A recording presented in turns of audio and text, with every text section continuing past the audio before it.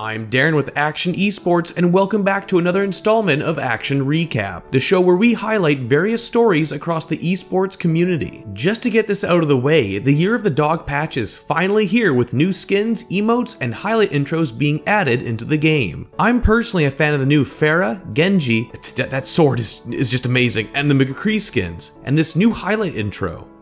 I don't know if this is true, but the Genji skin kinda reminds me of Artorias from Dark Souls, just a thought. In addition to cosmetics, a new Capture the Flag map based in Thailand is out with a few changes to the game mode's rule set. Those changes being, flag pickup is now instant, flags return after 4 seconds, and the flag return cannot be interrupted by taking damage. In the event of a tie, sudden death will occur at the end of a match. When time runs out, the round starts over. The flags are moved closer to the center of the map, and the first team to capture wins. After dropping some big changes last month to Mercy and Junkrat, Blizzard continues to tweak their heroes in the PTR with a minor Doomfist buff on the way. According to Overwatch principal designer Jeff Goodman, he said in the game's forum, the changes will make Doomfist's primary fire feel more consistent. Quote, "We've increased the number of bullets that he fires, but lowered their individual damage. The net result is the same damage over time, but there shouldn't be as much variance from one shot to the next." Additionally, his spread pattern has also been changed to improve consistency.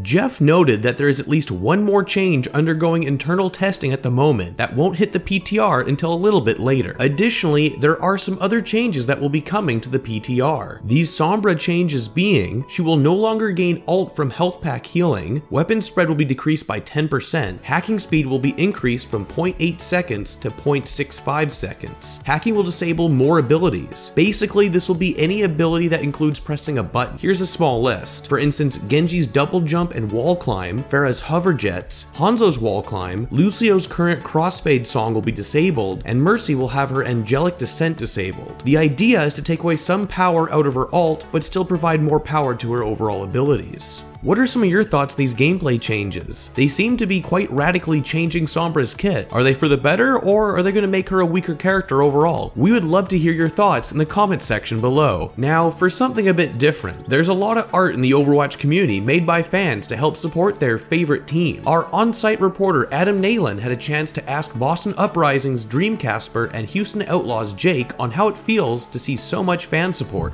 Now, since the start of Overwatch League, we've seen a lot of fan art and fan engagement, a lot of really good content coming out of the community around Overwatch League.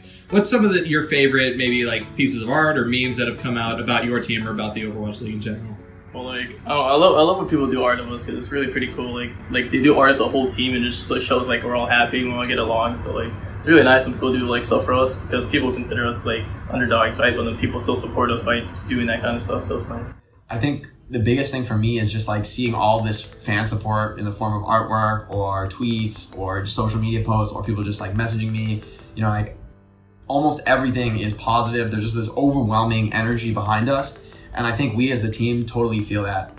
We're always the ones, you know, after the games, we're going to go out to the gift shop and meet people and say hi because I think all of us have the same perspective that the fans are everything. Like, without the support of the people, then, you know, like we just couldn't possibly be as great as we could be. I think all of us on Team USA realize that in the most intimate way at the World Cup, when you have a crowd behind you, you can do anything. You know, you're at a Super Saiyan power level. And I think that the fan support brings us to that very same level. You know, like the amount of outpouring people show up for the Outlaws, the team, the brand, it's like, it's actually awe-inspiring for me. I never expected it to be at this level when I was signing up for the Overwatch League.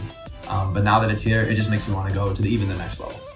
Thanks, Adam. And for our next story, have you seen some black and white photos with the hashtag BabyBay challenge tag? San Francisco Shock's BabyBay launched his Instagram account with a black and white selfie with a cheeky pose. The Shock, knowing a good opportunity, capitalized on the attention the photo had received to help with some brand marketing, along with a social media challenge that would help do some good by making it into a fundraiser with the initiative to support youth mental health in the San Francisco Bay Area. This challenge has gone viral throughout the Overwatch community and beyond, with several notable figures including NRG San Francisco Shock investor Shaquille O'Neal to the Overwatch League commissioner himself, Nate Nanzer. It is uncertain what the donation amount will be per submission, but whatever is raised will go to the National Alliance on Mental Health, or NAMI for short.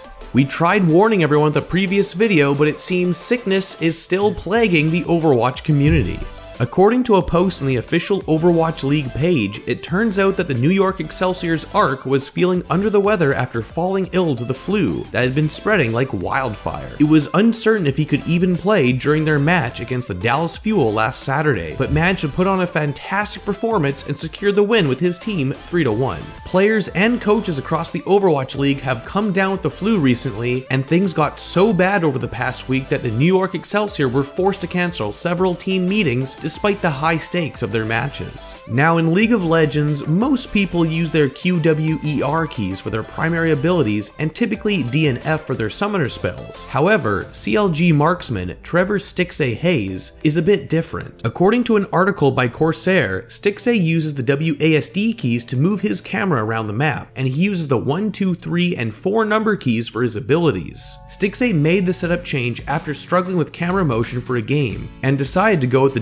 WASD keys because those were the controls he was comfortable with coming from the World of Warcraft. Quote, for summoner spells and stuff like that, F was fine, but I had to find a key that was convenient to replace my D with, so I went with R. Same with my stop button, I used T. I just had to find a random key that's not too far, but that I could use. My target champions only is on Y, so it's just a little over, but not too far. It feels supernatural for me. That's all for this installment of Action Recap. If you enjoyed this video, be sure to subscribe by clicking the action icon, or if you're interested in seeing other content, be sure to click on one of the videos. Otherwise, if you have something to say and want to join in on the conversation, join our Discord server. Links to that and everything else mentioned in the video are in the description box below. This has been Darren with Akshon Esports, and we'll see you in the next one.